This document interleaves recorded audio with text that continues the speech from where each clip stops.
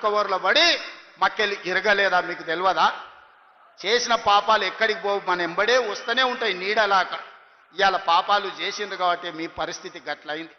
నేను అంటలేని మాట ఆ పార్టీ నాయకురాలే అన్నారు. ఏమన్నారు మిత్రులారా? మా పార్టీలో దయ్యాలు చేరనే.